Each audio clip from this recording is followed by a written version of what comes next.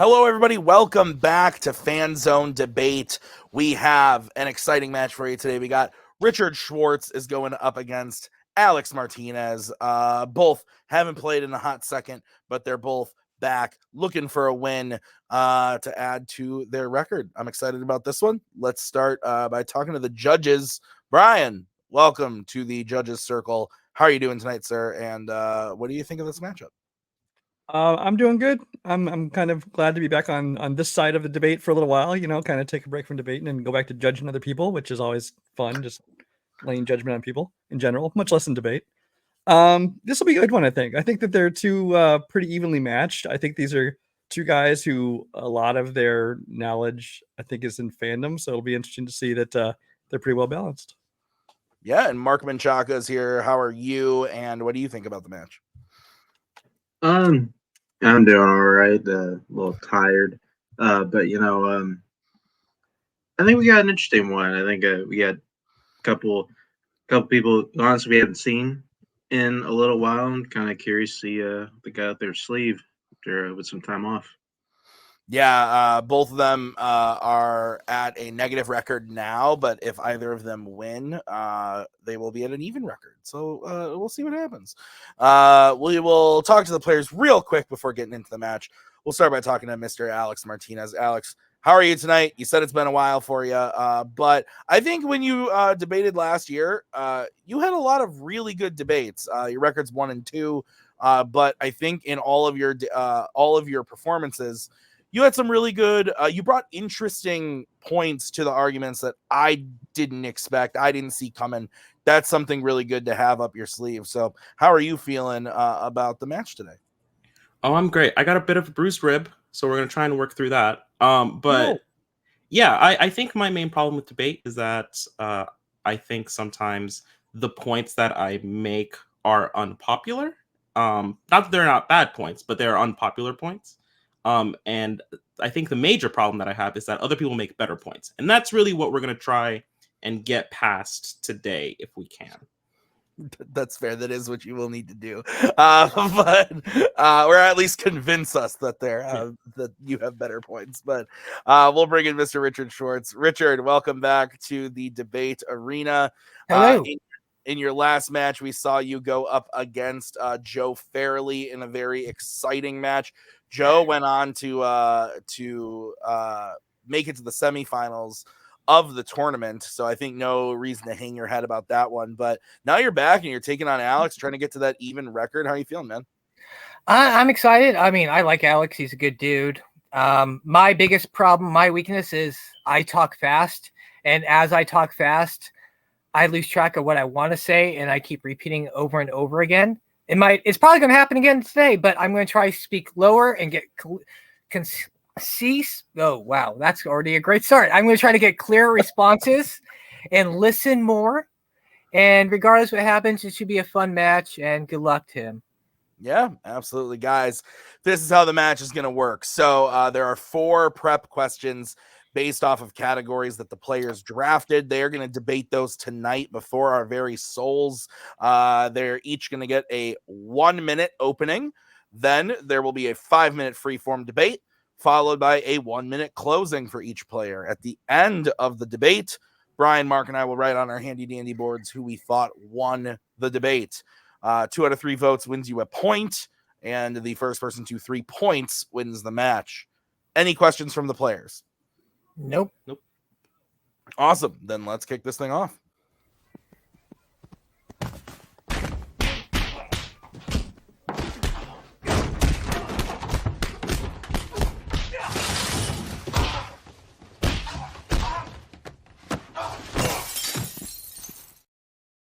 All right. So we're going to kick this off with the first category, which was drafted by Richard in the category of the MCU. Your question is, which MCU film has the best action scenes? Richard, you drafted this, so you get to go first in your opening. You are going to get 1 minute to open your argument. I will come in to give you a 10-second warning when the time comes. There is when it comes to MCU, there is a lot of great movies that have great action scenes, but I think by far the best MCU action scenes comes from Captain America: Civil War. We have multiple iconic and just fantastic, well done action scenes that really well done, look really well, and with the ensemble cast of this movie, it works so very well. And I can list a few in my opening. I'm not going to, because that's for the opening debate, but I'll give you just, the more important, the more memorable scene was the airport scene. And I will go on to list why this has the best action scenes in the movie in the arguments. I conclude the rest of my time. Okay. We will bring in Alex. Alex, you now have 1 minute when you start talking. Guys, I'm getting real old. The MCU has been going since I was a little kid. I grew up watching them, so it actually takes a lot for the newer releases to impress me. And it takes even more for the kind of older releases to keep impressing me, to kind of keep that Marvel going. The MCU has a lot of cool action scenes, but a lot of them kind of are the same action scene, more or less. Some of the action scenes do nothing for the story. Some of the story does nothing for the action scenes. I want a movie that has action scenes to inform the action, and I want the action to inform the story. To that point, I think all around, the best action scenes in the MCU come from Captain America: The Winter Soldier. It's densely packed with action, but it's kind of action that you can revisit over and over again. Time. Okay. So we've got Civil War going up against Winter Soldier. Guys, you are now going to get 5 minutes freeform. I will throw up the 1 minute warning when that time comes. If I feel like you're going on a point too long, I'm going to throw up the let's move on. If I feel like you aren't letting your opponent talk, I'm going to throw up the let your opponent talk. Don't make me do that. I will be upset, and I will send Nick Twohig to your house. So you guys get 5 minute freeform when one of you starts talking. Alex, I'll let you go first. Yeah, I don't think people go to Civil War for the action. I think they do it for the conflict. I don't think they, like you said, the airport scene is great, and that's fine, but I don't think they want to see that fight. At least they don't want to see it anymore. I think they want to see Black Panther. I think they want to see Spider-Man. I think they want to see Tony and Steve argue. And that is not really action. I think Winter Soldier has action. I think it has the Crossway scene. It has Nick Fury, the attack on Nick Fury's lives, 2 of them. It has a couple of different other scenes. The Crossway, the knife fighting scene, the rooftop chase. Like, there are scenes in Captain America: The Winter Soldier that just are visually, tactically, and technically more impressive than the things that are in Captain America, Captain America: Civil War. Well, you talk about the Nick Fury scene. All he did was he just got shut up. There wasn't much of action. When I'm talking about the airport scene, we're talking about action scenes. The Winter Soldier Black Panther chase during that tunnel was amazing choreography. The choreography event through the tunnel, that was a great action scene. Even before then, the Captain America confrontation with Winter Soldier, that scene with the federal agents coming into that building was a great sequence-wise. When you're talking about the Winter Soldier, great movie, one of my favorite movies in the MCU. It's not more about the action, it's more about the plot of the story. Captain America, like a lot of the scenes in Captain America: Winter Soldier, is Captain America kicking a bunch of people. Like, that's really all he does. And that's kind of what the action is about. I think the thing that you're kind of missing is that there's genuine tension in those moments. When Captain America steps into that elevator and he's surrounded by a growing number of people, you know something's about to go down. He knows something's about to go down. Everyone in the elevator knows something's going to go down. That's why he asks, is anybody that's here not supposed to be here for this? And then from there, like, the fact that they shot in such a close space is actually technically more impressive, because the running through the chase that you mentioned, that's done in a kind of a broad spectrum. Most of that stuff is not real. That's a soundstage, just like the airport scene is a soundstage. The hardest part of doing the airport scene is scheduling all the actors to be there with their stunt doubles. Well, when you're saying Winter Soldier, a lot of the special effects scenes, a lot of the great action scenes in Winter Soldier was because of Falcon on the carriers, which was CGI. But we were talking about for actions and conflicts. You're saying there wasn't much tension. The airport scene, half the Avengers taking on the other half the Avengers in the airport scene. That is immense tension. That brings amazing action. When you're saying the fighting sequence between Hawkeye, Black Widow, Captain America, Iron Man, Spider-Man versus Hawkeye, Winter Soldier. And if you're going to the ending of the scene of Civil War, the great fighting sequence between Captain America, Iron Man, and Winter Soldier is one of the greatest looking action sequence of all time. Where they even it's one of the things that's very memorable. And when you going to Winter Soldier, sorry, I'm going to let you go. Okay. A quick second. A lot of it is just a lot of Captain America kicking. It's more story driven than it is action driven. That makes you, when the action does happen, it's great. But it's more story driven than action. So I don't think there's a lot of tension for the fights in Civil War. I don't think there's a lot of tension in the airport scene. Hawkeye and Black Widow are joking around, hey, don't punch me too hard, yucky, yucky, yuck. When they get to the final scene, and by the way, the airport scene is the big trailer moment, is the two armies colliding, and that's 30, 45 minutes before the end of the movie. That this is not going to be the end. Nobody's going to get captured here. There's going to keep going on.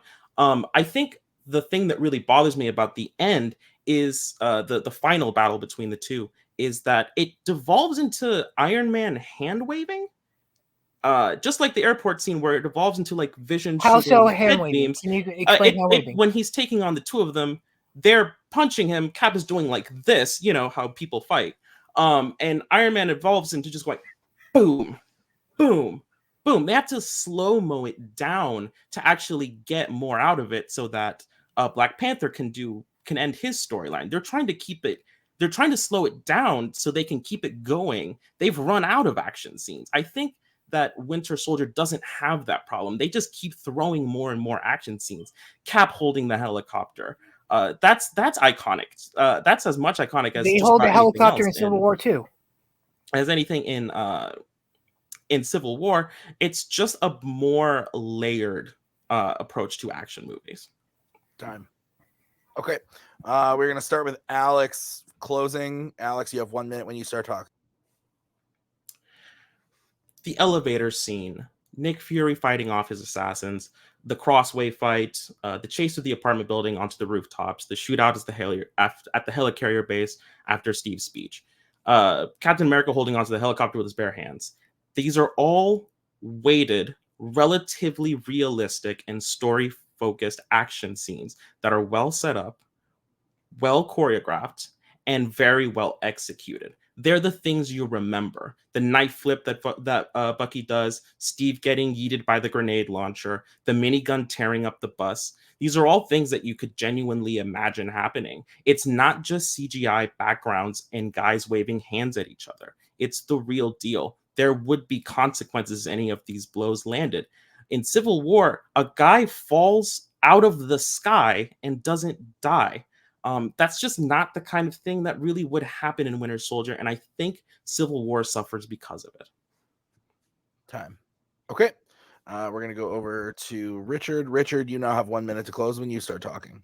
His main argument was the helicopter scene, which was not in Winter Soldier. It was in Civil War, which I just realized. And Winter Soldier is fantastic, but it's more story driven than it is action driven because of the events of Captain America, the first Avenger. Civil War has such fantastic choreographed fighting sequence when it comes to the chase between Black Panther, Captain America, and Winter Soldier in the beginning, the airport scene, which is one of the most talked about fight sequence of all the MCU, and the ending fighting sequence between Captain America, Iron Man, and Winter Soldier. Fantastic sequence. And he's talking about the chase sequence. Again, he didn't really mention that in his argument. It was fine. It was just car driven. It wasn't as exciting as seeing tension. Civil War, Avengers versus Avengers. And it's just the action sequence made the movie, whereas I feel like the story of Winter Soldier is just what made that movie. Done. Yeah, you are, because I'm cutting you off. All right.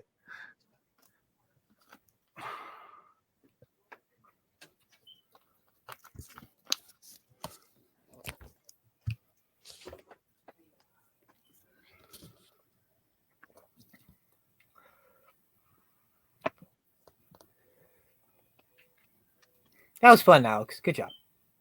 Yeah, good times. How you doing? This not good. Not good. We're allowed to be cordial while we're doing this, you know. Yeah. All right. What'd you do to your ribs? A jujitsu. Oh, nice. Yeah. All right. That on me. I'm gonna go first. I went with Richard. This is one of those cases where I actually agree with Alex on the pick. I think Winter Soldier is the best action in the MCU. That being said, there were a couple of things he left on the table. I wanted to look past the fact that he was mixing up the movies, but it's kind of hard to that he like specifically a scene from his opponent's movie. If it was like something from like Endgame that he mixed up, like, okay, he mixed up that one thing. Everything else he said was great, but he specifically was pointing out a thing from Civil There War. was no helicopter movie in Winter Soldier. Sorry, Alex. Hey, you had your time. Shush. But I did think that Richard, though, like the whole like story driven versus like action driven thing, that did not work for me at all. I think Richard did do a good job breaking down the airport fight. I agree. I love the fight at the end with Tony and Steve and Bucky, and I thought he did a really good job of breaking that scene down and why it's really good in the movie. And I thought he did a good job talking about the chase scene with Black Panther and everything. That was another good point. So it was close, but I think the couple hits that Alex kind of gave himself swayed me in Richard's favor. So Mark, your thoughts? Yeah, I do agree that this is a close one. Like it's, I think was a little weird. Like we had mentioned, we wanted to, like Alex mentioned, like he wanted a movie that had action that told the story, and then Richard kind of went in there like, well, like it's too story driven. Like got a little bit and mixed in the weeds there. I think even though like kind of like Alex kind of leaned into some punches there by kind of mixing the movie, I still went with Alex. I think overall in the argument, I think I got a better idea of a more plethora of action scenes for at least for Alex's film. It felt like a lot of time like Richard was kind of glomming onto some just select scenes in Civil War, and just mainly just kind of like I felt like Alex was arguing a bit more the question, even though he did kind of leave himself open for some punches there. So like small edge, I just went with Alex on that one. Yeah, that's fair. Brian, you're deciding this one. Yeah, I mean, I think both of them did a great job of listing off the action sequences that theirs have, make a good case for, the quantity and what they have. But as far as who actually sold me the scenes better and told me why they were better, I vote for Alex. Okay. Good job, Alex. All right, so Alex wins the first point. We are going to move on to the second question. This was in the category of Oscars. Your question is, which 1930s Best Picture winner should be remade? So, Alex, you're kicking this one off. You have 1 minute to open when you start talking. The Oscars, the land of what won that year? I like the 30s more so than most of the other classic decades. It's pretty varied, spread out, good list of movies. The question is, which one deserves a redo? And when I consider something for a remake, I want something that was all right, that was good, but that still had room to grow. That still had like meat on the bone. And I want something that, for our purpose, would actually be made today. Something vibrant, something alive, something big, something for something like really meaty for actors, a bunch of actors, something that feels alive. People come, people go, but I think we should absolutely remake Grand Hotel. It's a movie about a big kind of class of characters kind of coming together. I think that was really real today. Time. Okay. We're going to move over to Richard. Richard, you have 1 minute to open your argument when you start talking. Everything in the sentiments that Alex said was absolutely true. I want something that could be story, be able to be remade today. So I went with 1938's You Can't Take It With You. It is about a banker named Anthony Kirby.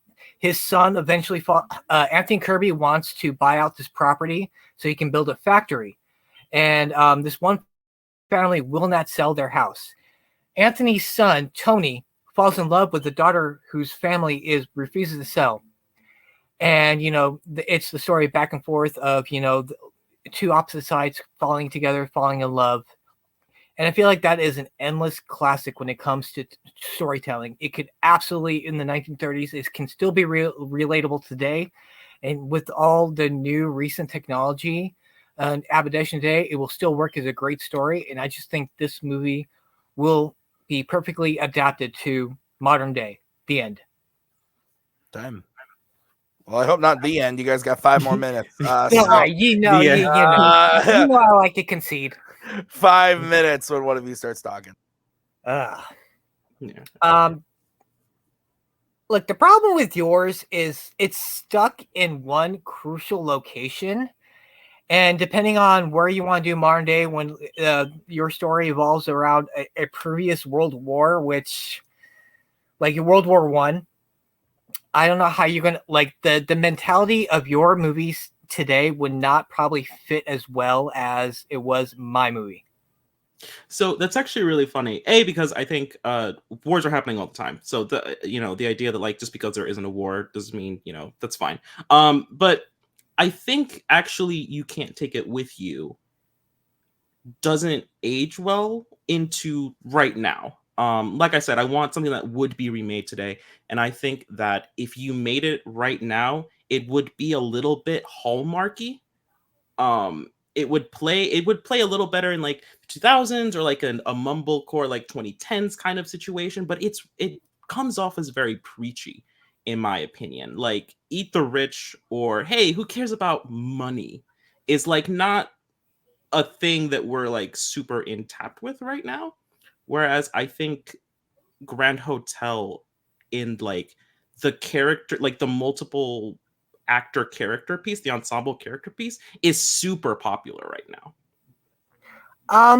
Romeo and Juliet, West Side Story, opposite sides coming to attract, that has been an endless time story that is still happening to this day. Like, I don't see how you could say why mine would be Hallmark preachy. By the way, the Hallmark Channel does very well in this generation.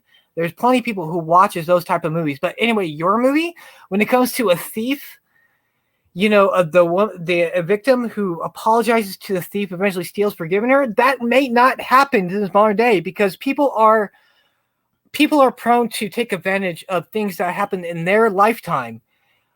Loves and opposite things are still happening to this day. And if you're talking about the story, like the banks are still, taking control, trying to sell property this day. It's still more of my movie is more of that's realistically happening than yours is. Even if we're talking about not even talking about the current war, like any war in the general, the mentality. I think the mentality is kind of why You Can't Take It With You doesn't work. We don't really have a Frank Capra right now. We don't have anyone that would take that kind of like what in the 30s was sentimentality, which would now be seen as kind of like passe. I think Grand Hotel is a little bit more modern. It was ahead of its time, and I think now would play as very modern. When I think of like the ensemble character pieces, which is what I'm kind of trying to pitch, I'm thinking of things like the Knives Out movies, the great. So you're saying that no bankers would ever try to take people out of their homes so they could build a factory could not happen to this day. I'm saying that there's already 600 movies about bankers kicking people. There's out already of their 600 movies homes. about your film too. There's Grand Hotel about my movie. Then that's really it. I don't think that you can't take it with you is a bad idea. I think it worked back then. Well, I think Grand Hotel. You're isolating yourself to one basically simple location, which has done with the Grand Hotel, the Grand Budapest Hotel. Anything that revolves around a hotel, it's been done to death. Grand Budapest Whereas my Hotel movie, won a bunch of awards. It is a timeless classic. Romeo and Juliet, Sharks versus Jets. It's been going on throughout the whole generation. It can still work today. Can you name a movie from recently? Because What? it's like presumably we're remaking them right now. So like I want something that's gonna happen right now, and I mean you could do it, but I don't. I think it would play very heavy-handed because we don't have a Frank Capra. I think you would be very stressed to find an actor as there are plenty of actors who can charming the as there Lionel are plenty of Barrymore. actors that can do this role perfectly. You're bringing up actors that are it's a timeless classic. Like you're bringing up points that really makes no sense. You're in which war would you basically be saying this in? Give me an example of a war. Any war, no, especially with the mentality of today's situation. How would a victim forgive a thief in this generation? How would that work? How would that be realistic? You could make any veteran of any war work in context. You could set it back then. You could set it now. It really wouldn't tell me how my story would not work better to this generation than yours. Richard, let him talk. Sorry. Like I was saying, that would not necessarily be a huge problem because I think veterans were post World War I were always super disillusioned coming back home, and I think playing those characters, playing those archetypes, dancer, baron, common man, like those are archetypes. You said Romeo and Juliet will always work. Common archetypes will always work, and I think mine's just a more interesting setup, a more modern setup, the kind of setup that if you did it, it would play better. Like I brought up the Knives Out movies, and that's kind of what I want. There's like that big, giant, like twisted pretzel of a movie. Time. Okay. Richard, you are going to get to close first. You have 1 minute. Look, my opponent's movie is fine, but it does not work with today's generation. The character's motivation during the time in the 1930s will not work in today's society. Audiences will not believe the mentality. This time of age, people will take advantage of other people. No one's going to forgive thieves in this time of age, whereas my story is a timeless, endless classic of Juliet. People on opposite sides coming together to fall in love, to overcome both families' aggressions. And it's just his story is just set in one typical location, whereas mine can take place anywhere in the world. It is timeless. It can be in any country, any state. Whereas his movie, when it was in Berlin in Germany, it can only take place in really one central location or one simple timeline that maybe not everyone can relate.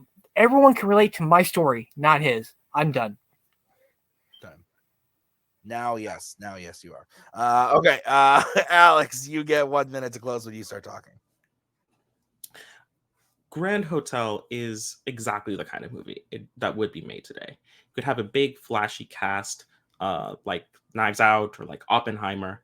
Just grab a bunch of interesting actors and have them play these fleshed out archetypes and watch them bounce off of each other in this great, big chemical reaction. Yes, it's set in one location. That's the best part. That's that they have nowhere else to go. Just let them live around each other. The Baron, the Dancer, the Common Man, all stuck together in this ritzy location.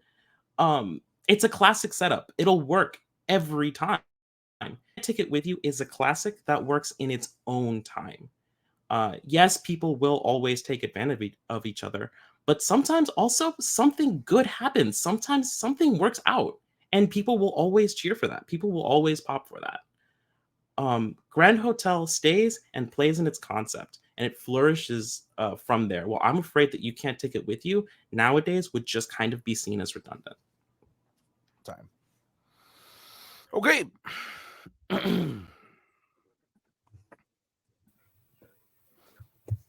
Let me just write down Richard. First off, Alex, I apologize for taking more time. I did not mean to do that. Apologize.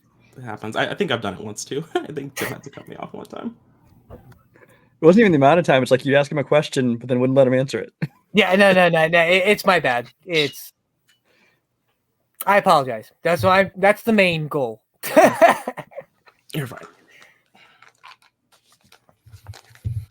Yeah. All right.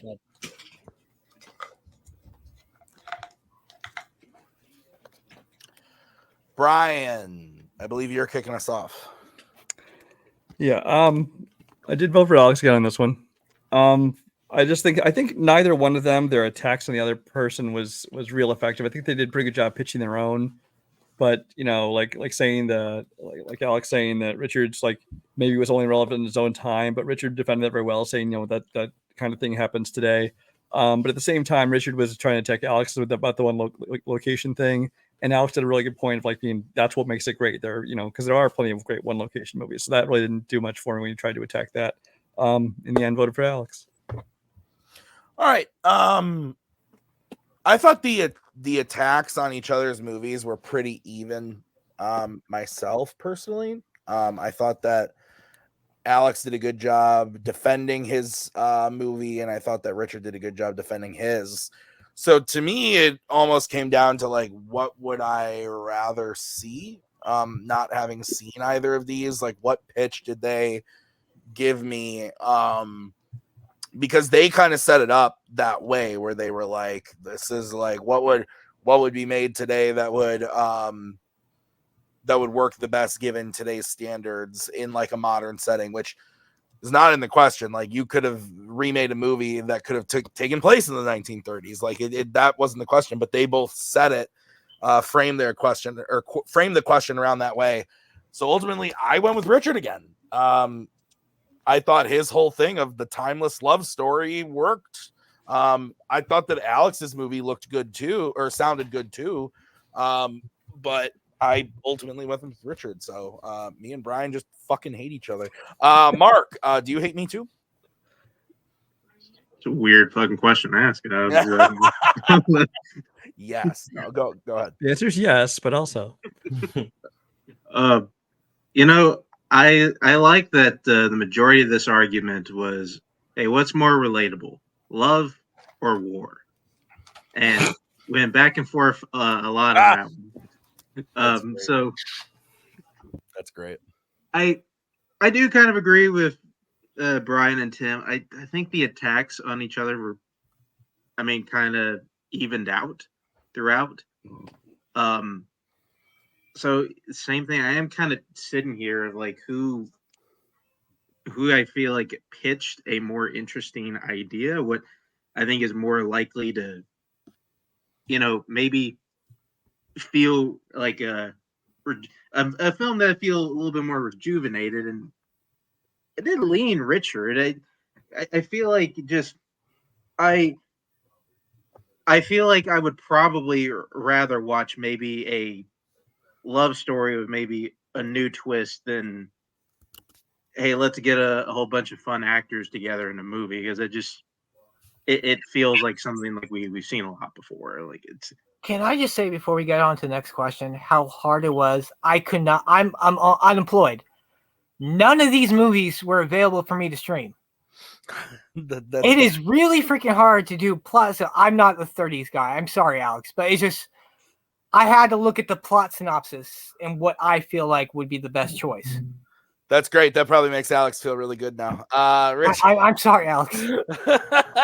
All right. We're gonna move on. We're gonna move on to the next question, which was drafted I'm sorry, Alex. by Richard in the category of comedy.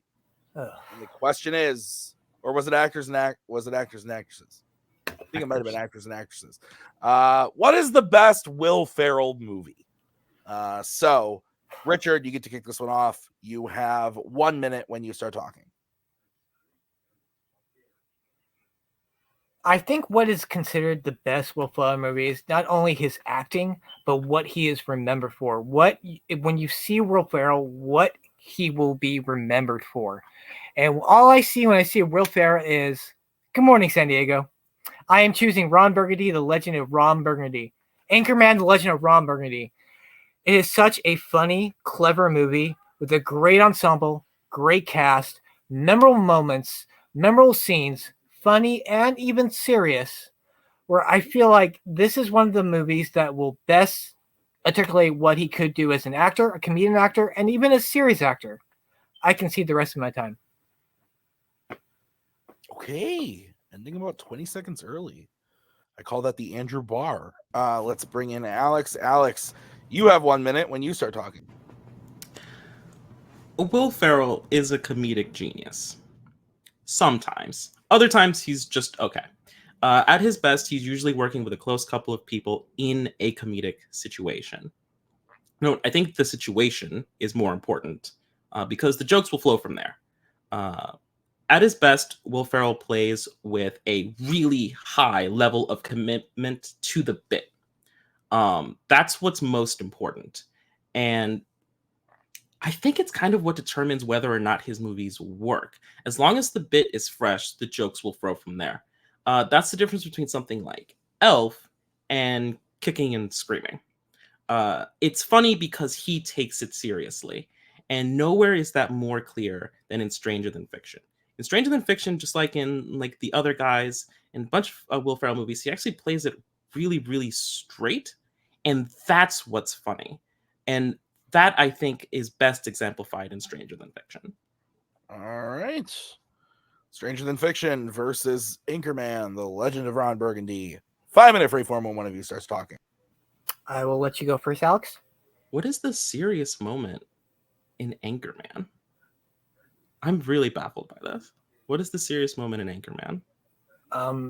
His relationship with his dog Baxter, his relationship with Christina Applegate's character. Yes, you may think it's a joke, but the love of his character is very serious in a very comedic way. You can feel the love and the friendship that they feel with one another. No, I think I laughed because you said it's the love he had for his dog, and that made me laugh. I don't think that Will Ferrell is like a bad actor. I think Will Ferrell is actually a really good actor, but I think in comedies he gets kind of pigeonholed sometimes, and I think, and a lot of comedians are like this, by the way. Comedians sometimes do best when they step out of that comedic role. Will Ferrell find like the perfect middle ground, which is it'll be funny, but I'll be serious. I will play it so straight that you will laugh because the situation is ridiculous. I think that's just a better even keel to play. And I think it's done all right in Anchorman, but I think it's done much better in Stranger Than Fiction. I think Anchorman gets away from Will Ferrell because he gets lost in all of the cast. Do you know what I mean? I completely agree. We're taking on a romantic comedy versus a comedy. You know, it's really hard to compare the two. Completely different types of movies. I think you can both agree. Like, it's really hard to compare his performances with another. What I will say is, first of all, you said like what was really funny about his love for his dog. A lot of people in today's generation has very much love. They're part of the family. They're like this. For a lot of people, it's like their son. And when Seth Rogen's character kicks the dog up, you can feel the pain and emotion he has inside. Whereas I feel like his character, Will Ferrell's character as Ron Burgundy, as into your character, Stranger Fiction. By the way, I will never talk bad about Stranger Fiction. One of my favorite movies of all time. I love that movie. But his character is very one-noted. It's very like him being very passive-aggressive tax auditor. Like, he's very shy, very awkward. That's his gimmick. Whereas you see Ron Burgundy, you see him as a cocky person, but he becomes vulnerable. He becomes serious at times. He becomes funny, like outrageously stupid, like you see in other companies. There's multiple levels to Ron Burgundy than there is to the character in Stranger Than Fiction. See, but I think his character in Stranger Than Fiction is, like you called him one note. I don't think that's true at all. I think he's got several layers to him. He thinks he's going insane. He thinks he's, he finds out he must die, apparently. He's falling in love. He's figuring out that his life is a lie. Like there's a lot of layers going on to him, and no one reasonable person could like go through all those emotions in the face at the same time. And so what comes off as blank to some, like, it's panic. It's the kind of thing that, like, in Yes Man, when Jim Carrey and Yes Man, some people like that movie, a lot of people don't, but I think it works better when Will Ferrell's take on that would be, it's maybe not as funny as something like Anchorman would be, but I'm not looking for funniest Will Ferrell movie. But I'm looking Ron for best Burgundy's Will Ferrell character movie. goes through a complete different direction too. He's on top of the world in the beginning of the movie. He finds his love interest, which is like his adversary at the time, so he's conflicting with her. He falls in love with her. He gets betrayed by her. He is in agony because he lost the love of his life and his dog, and he becomes a better person after the fact. Whereas you're saying he falls in love, but he's still that awkward guy in the movie the whole movie. He's accepting. He's the nerdy dude. You don't necessarily become a whole different person after you fall in love. You're still the same person. Yes, you do. You completely If you changed after you fell in love, then the person that fell in love with you, presumably it happened to, will break up with you. And I think that in Stranger Than Fiction, they write a much better line. It's not. I don't think that Ron Burgundy is a worse character or a one-dimensional character. I think that Stranger Than Fiction just finds the line a little bit better. The difference between Stranger Than Fiction, it's a serious movie. A lot of people think the serious movies are the better movie or the best action movie. That's not necessarily true.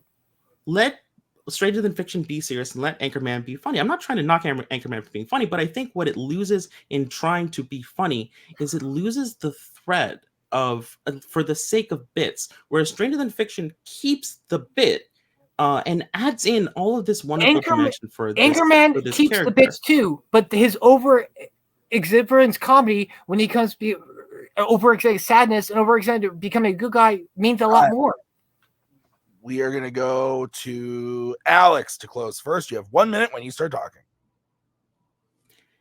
Anchorman is too big. It's more ensemble than it is Will. Brick, Fantana, everyone in the brawl scene, it just gets away from him.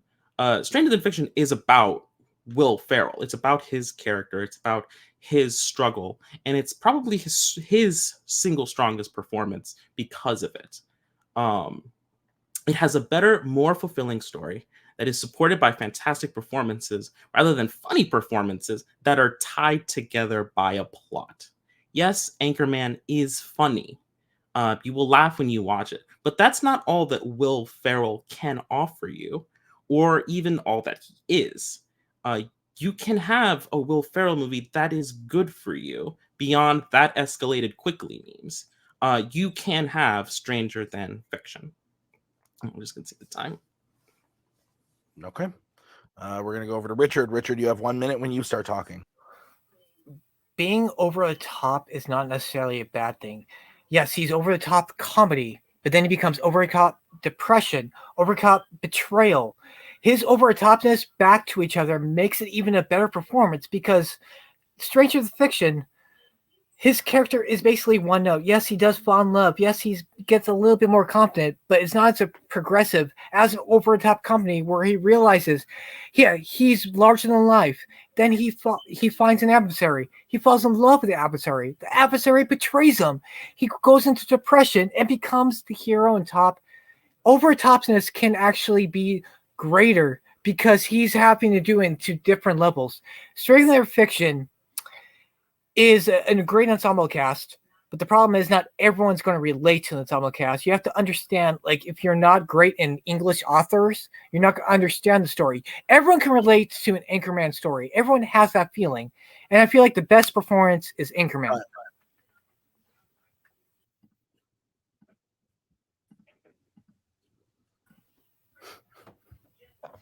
Right on time.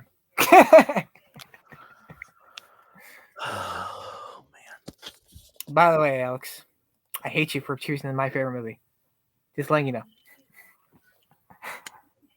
Hopefully that doesn't influence anyone, but, I would never talk bad about Stranger Than Fiction. Never talk bad. All right.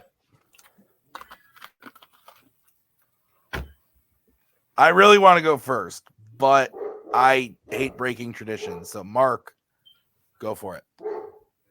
All right. I just gotta start off. I gotta be honest. This is maybe one of like the wildest debates I think we've had this year. We went a lot of different. I thought this was gonna go away, and then it went another way, and like I feel like it's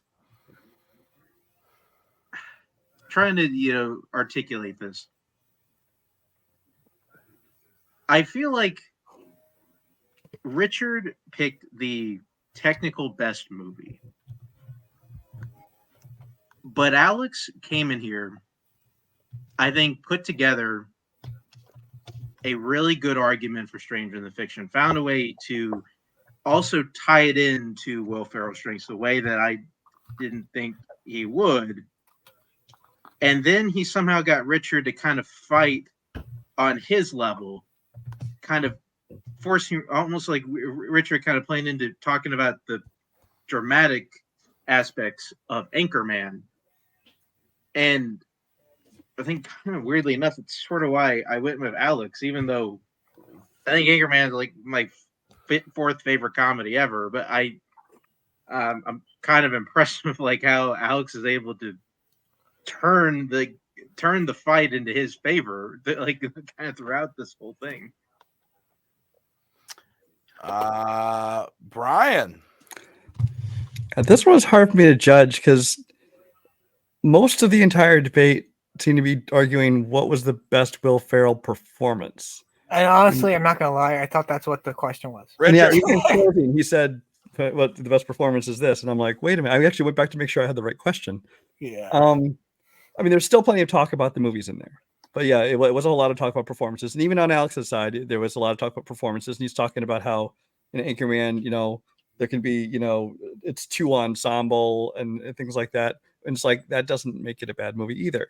So I had to take what I could of people talked about what was actually the best movie. And for me, actually, I thought Richard made a few more points as far as like, what happened in his movie and the progress in the character that I think that Alex got touched on it, but maybe it was, I don't know if Richard did intentionally not, kind of got him sidetracked from telling a little bit more about, what actually happened in this movie. I must be going fucking cuckoo for Cocoa Puffs. Thought this was terrible. I laughed a lot. Alex coming out of the gate and being like, what is serious about Anchorman? And Richard being like, the love for Baxter. Like, and all I could think of, Baxter, bark twice if you're in Milwaukee. But anyway, I went with Alex.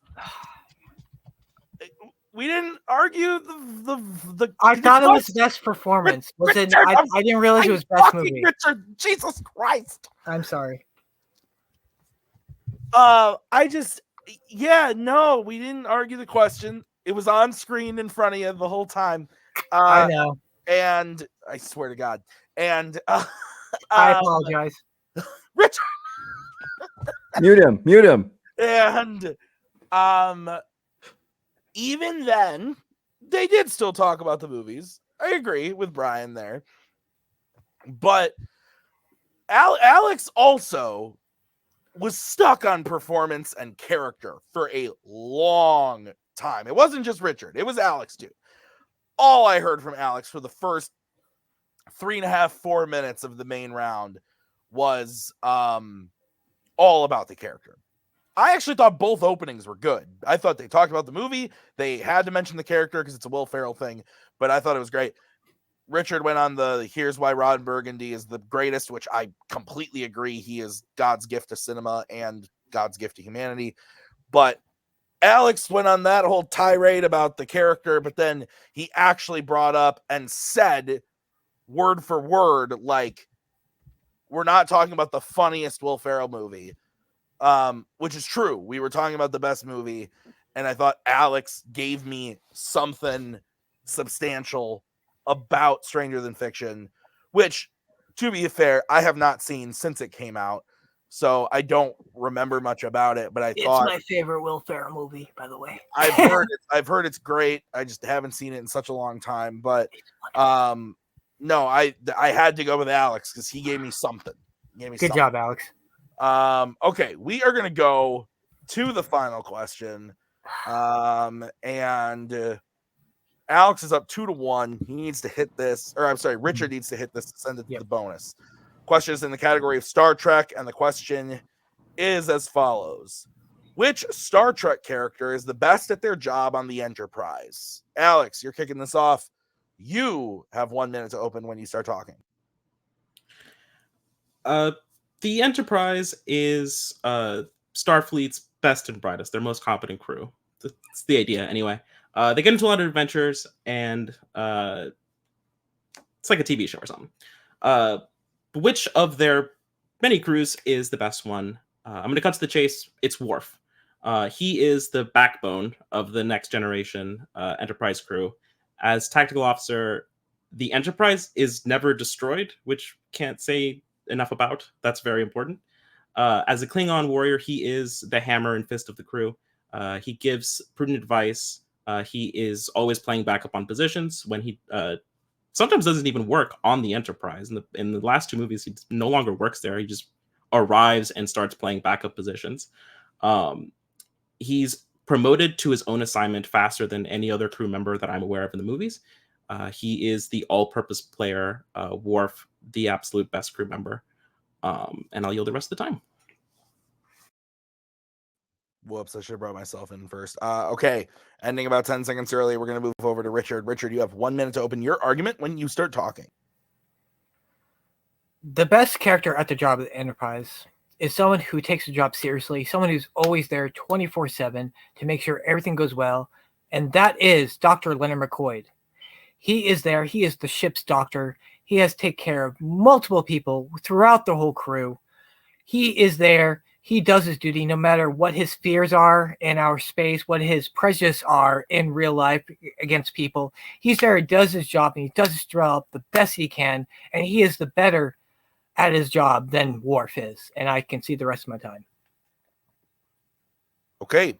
Worf versus Bones. 5 minute freeform when one of you starts talking.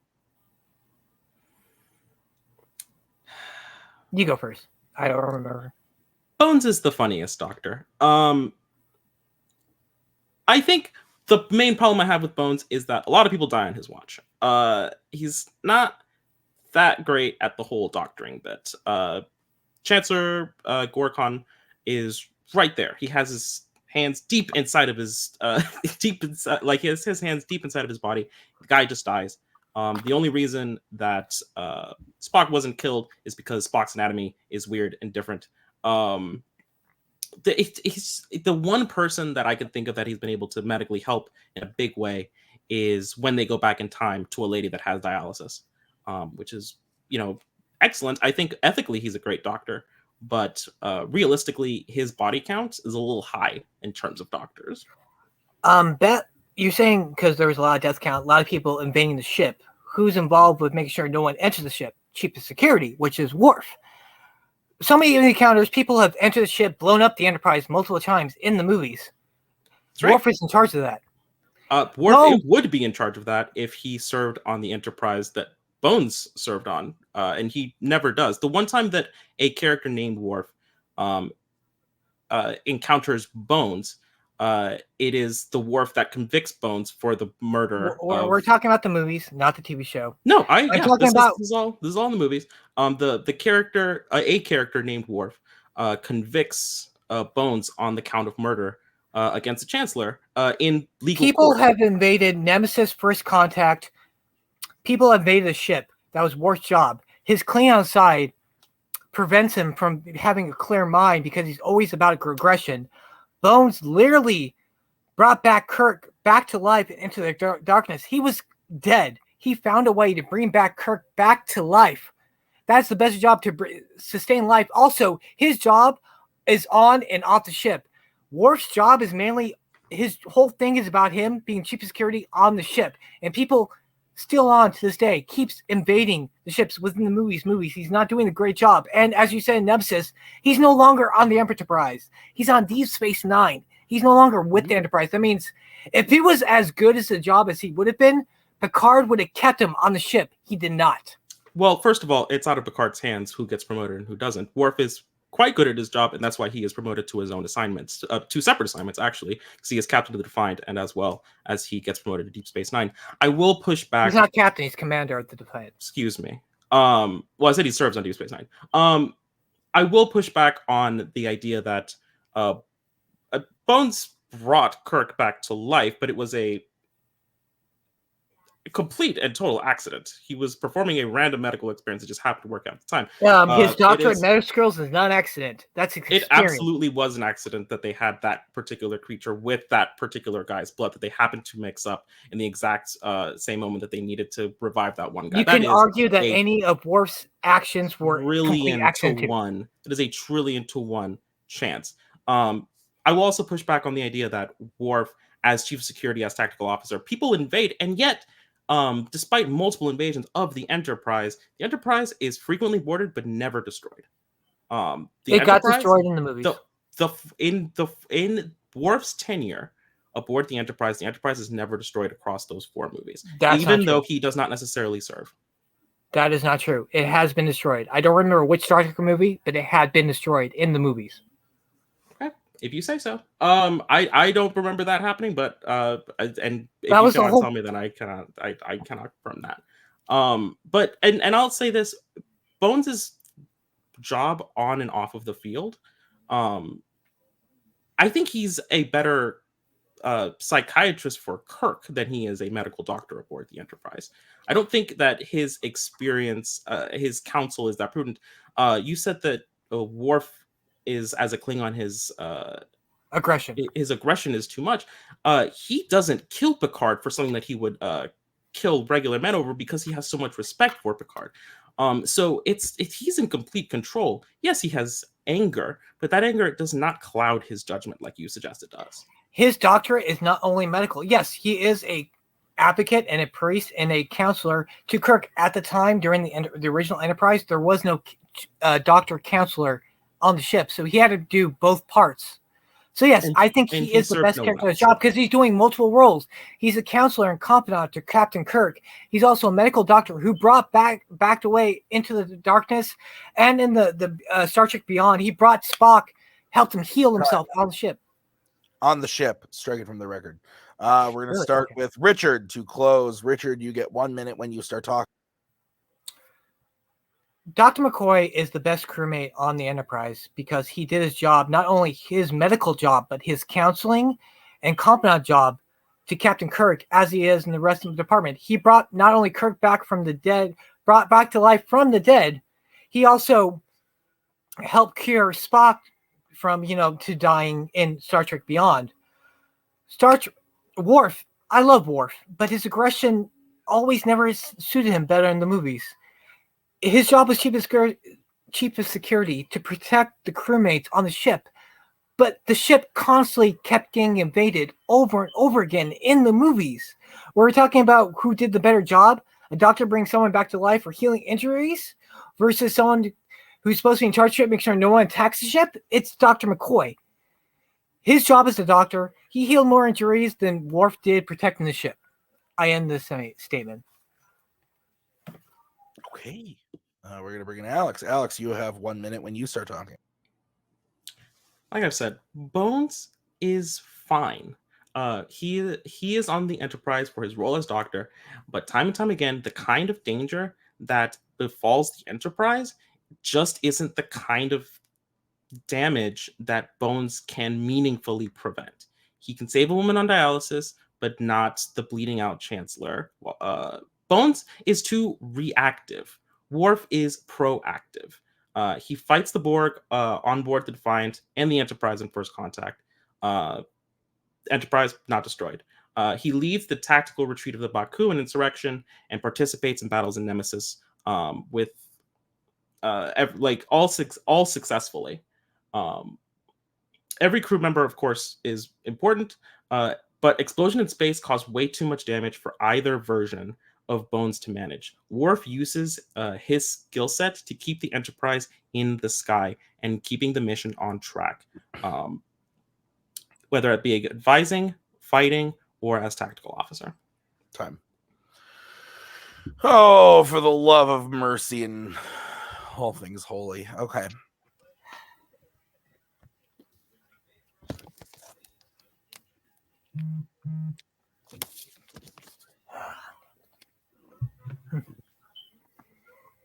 This is a fun by Alex. Good job. What are you listening to? Or are you just your headphones to listening in? There's nothing. Oh, okay.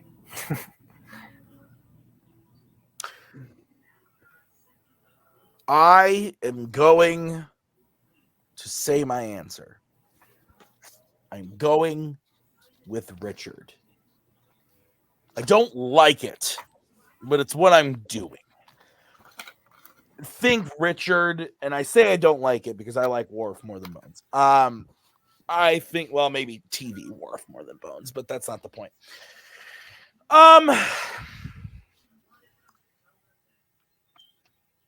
I went with Richard because I think he gave me, in the instance of what Bones' job is, the success stories of Bones, what Bones has done. His takedowns against Worf were weak, but I didn't think that the takedowns of Bones were that great either. But I thought that Richard did a better job of lifting Bones up than Alex did lifting Worf up, in my opinion. I don't know these movies that well. I don't think the Enterprise ever gets destroyed in the Next Generation series. It gets destroyed. In Star Trek Generations, it explodes when the saucer section crashes. But that's not in the movies. That is in the movie. That's the first movie. Which, That's the you first said movie. Generations? Oh, Generations. I thought you said the Next Generation. He didn't bring it up, so I didn't factor that in. But I said it, there was a movie he got destroyed. I don't remember which movie it was, but I said it got destroyed. Anyway. Mark. I know, I'm saying. Sorry. I don't have time to watch all the movies again. Richard! Yeah. Jesus Christ! I'm sorry. Yeah. Well, it's the only thing. I mean, listen, a peer review is always important, and I guess that's what we're doing here today. I feel like I do agree. I'll just say I'm never good at building up. I did go with Alex on this one. I did kind of factor in a lot of kind of the attacks that were brought on Worf, and I feel like Alex was able to kind of skirt pretty much all of them. And I mean, there was even one, I can't remember exactly what the attack was, but it was where it was the attack on like Worf wasn't there to kind of prevent something happen on the Enterprise, and then Alex smartly goes like, well, like he wasn't there because he was promoted because he was good at his job. It was kind of one of those where we just kind of went in there. I think it just kind of turned the fight around, and I did feel like Alex's attacks on McCoy like kind of hit more for me. Like, again, I'm not super in depth with these movies, but I do think like in a sense, like I got the feeling that Worf was better at like what he does, just from the sense of this argument. Okay. So Brian, you're deciding this one. Are we going to a our bonus? fourth split decision in a row? Yeah. And I'm sorry to say we're going to sudden death. I voted for Richard. For me, I think it just came down to the fact that like the triple thing was a mistake and all. Yeah, but then I think that still he talked about how he's done a good job in doing his job as a doctor and healing people. So as far as his assigned job of the Enterprise, he does a good job. And he attacked Worf, basically saying that people are constantly getting on the Enterprise, and his whole thing is security, and And Alex defended and said, yes, he's participated in battles and things like that, but really just as far as who is doing their job better and like instead of security and keeping it secure, the Doctor was doing a better job. All right, so that means we are going to the speed round. Here's how this is going to work. I have randomized whether this question is going to come from Fandom or Melee. Then I randomized the remaining categories that weren't drafted for the main round. That is where your question is going to come from. So I am going to reveal the question. I am then going to repeat the question a second time. Once I have repeated it, you can answer the question. Whoever answers the question first will be going first. You will each get 45 seconds, and then you will each get 30 seconds. Are there any questions from the players? Yes, I do have a question. I've never done this before.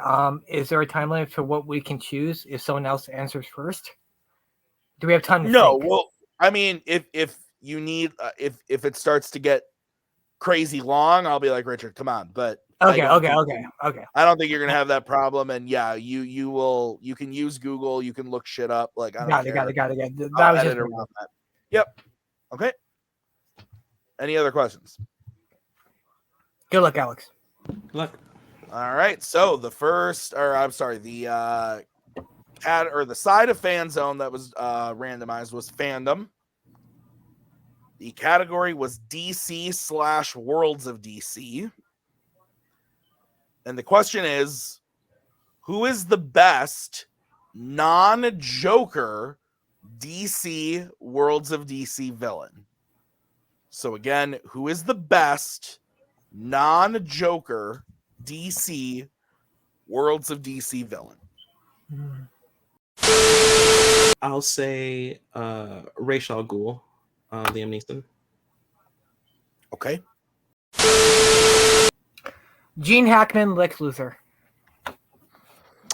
All right. So we will take out the other judges. I'm going to stay in for this to give you guys your countdowns. So because Alex said his answer first, he's going to be going first. Alex chose Ra's al Ghul, Liam Neeson. Richard chose Gene Hackman's Lex Luthor. So, gentlemen, we will kick this off. Alex, you have 45 seconds when you start talking.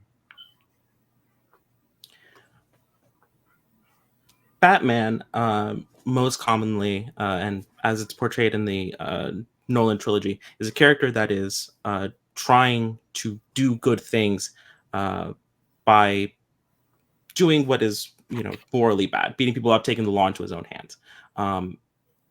The other side of that coin is Ra's al Ghul, the trainer, Batman's trainer, and those two in Batman Begins presented an interesting dichotomy because Bruce Wayne, Batman, agrees with Ra's al Ghul. Ra's al Ghul agrees with Batman, but what they are trying to decide is who is correct, whose mode of action is actually the way that it should be done, and that makes for a really interesting dynamic. Time. Richard, 45 seconds. When it comes to an iconic, the best DC villain, no other than Gene Hackman. He is the Lex Luthor to Superman, the OG Lex Luthor to Superman, Christopher Reeves. He started this whole generation of comic book heroes. His adversity with him versus Superman, it collided with basically brought up everything, the DC, the MCU, the DCEU, everything, Marvel. If it wasn't for these two individuals, it may never have ended up into a TV show live action or to a TV anime action or to even what we got to today if this doesn't work. And it did work. Gene Hackman's the best DC villain that's not Joker. Time. Alex, 30 seconds. Gene Hackman's Lex Luthor is a comic inaccurate, overly hammy performance by a otherwise really considered very good actor.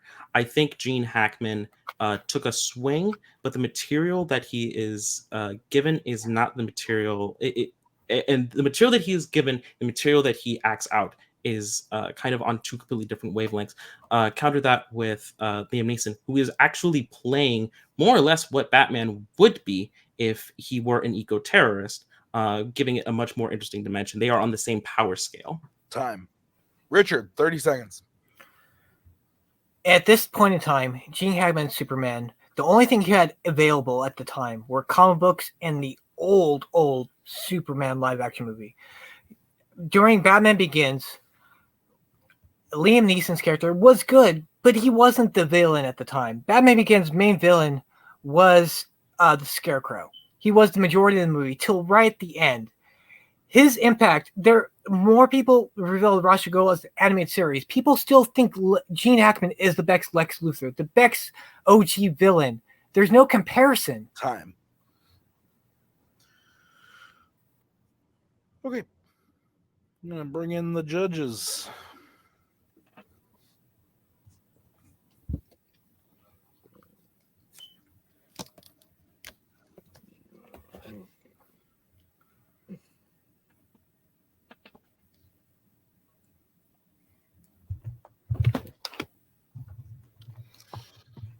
You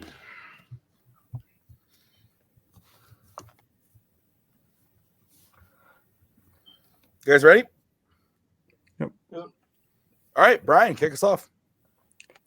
I'll keep it short and simple. I think that Richard made a real good pitch on why his is that he was the first. He was the original villain that kind of ushered in the DC era. But I thought that Alex did a better as far as why his was the best.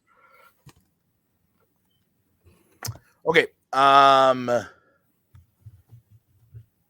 Yeah, I think that these are both great picks. Two that I thought of at the forefront when writing the question. So I think the players did a good job taking their time and coming up with the right picks. But I agree with Brian. I went with Alex. I thought that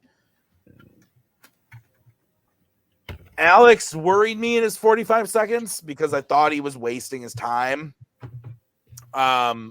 Talking about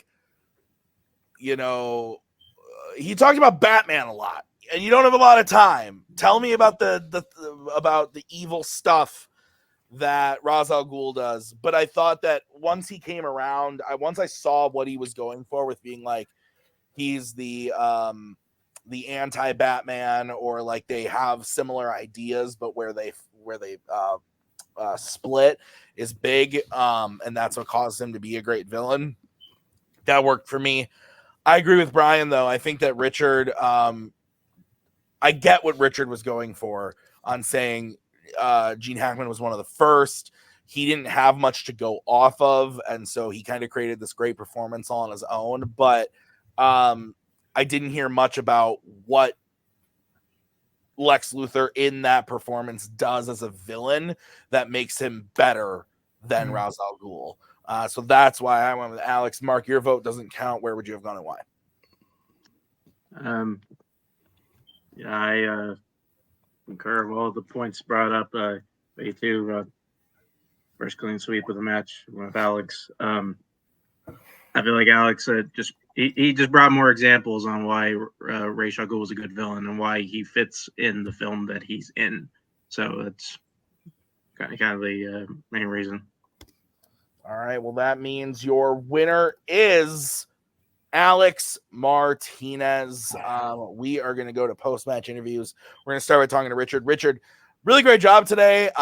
I think, winning 2 out of 4, going to the speed round. You said you've never been to the speed round before. That surprises me. You've been around for a long time, and you've got a lot of wins on the record. So the fact that you haven't been to the speed round for is actually kind of impressive, and kind of makes me think that this was as evenly of a evenly matched fight as we thought it was going to be going into it. What are your thoughts coming out of it today? I had never been in the speed round before, so I wasn't sure if we were going to get a second rebuttal. So I was holding off a lot more, but I should not have expected it. Alex did a tremendous job.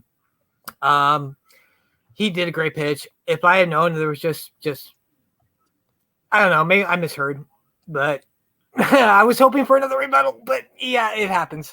He did a fantastic job. This is a loss that I can be okay with because I fought my butt off. Alex fought his butt off, and hopefully I get to come back because I want to keep going back. I don't want to be retired. I've been losing a lot lately, so I'm hoping to keep coming back. Richard, who do you want to play when you come back? Anyone who doesn't pick Oscars.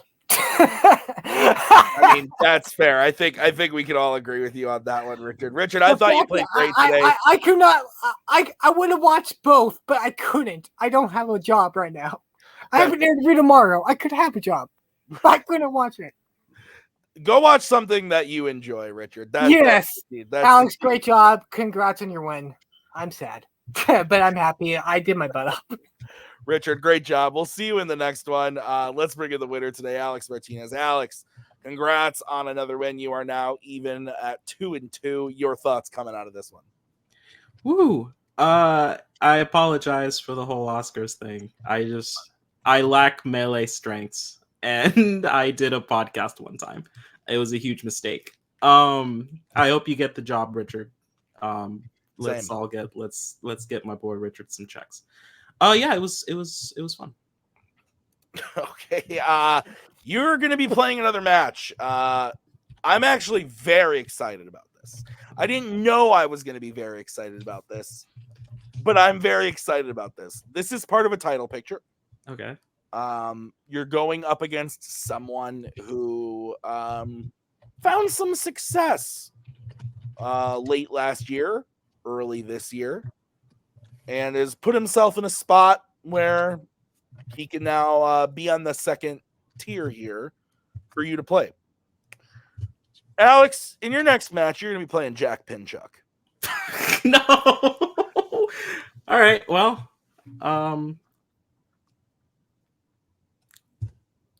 we did this one time before, and I think we ended up in sudden death. Come and get me, you bastard. I'm gonna vote for you every time, Alex. I fucking hate that guy. But yeah, no, Alex, I'm looking for. Have you guys played in debate? Is that we debated? Yeah, we debated. He gave me my last loss. Oh wow, I don't remember that. But yeah, I guess that adds up actually, because that would have been the end of last year, right? Yeah. Yeah. Wow. Okay, that was when he was on that little run he did. Okay, that makes sense. But I mean, you got him again. Time for revenge. We can do this, Alex. Between you and me and Mark, we can, and maybe Brian, we can make that fucker lose. We can do it. I have faith. Alex, congrats on a great win today. I look forward to seeing you in the next one. Thanks, man. Let's get final thoughts starting with Brian. So that was a debate. Yes, that was. Yeah, it's. I mean, they're two guys that were kind of scrambling to kind of get out of that losing side. Now Alex is going to have going to be out of the negative record, so he can move forward. But like you said, Richard's been around a long time, so he'll bounce back. I'm sure we'll see him again in the future. But he was all right. Mark, your thoughts? I mean, I'm not sure how I feel about we just conspired in an on-screen collusion against our fellow Canadian. But yeah, I mean, there were some great moments here that I think we will remember for throughout this year. And I think especially Alex, they battled hard. Both people also won their opponent's points throughout this entire match. It's always fun when that happens. That's true. I didn't think about that, but that is true. Good point, Mark. That's why I keep you around. You say things that I don't think of. Guys, thank you for watching this match. Thank you to Brian and Mark for judging. Thank you to Richard and Alex for playing. I've been Tim. We got more matches on the horizon. Now that this set of matches is over, coming up, Tyler Birch is going up against Robert Kastner. And like I said, Alex is going to play that douche, Jack Pinchuk. I look forward to it. We'll see you soon with those matches. Bye-bye. There we go.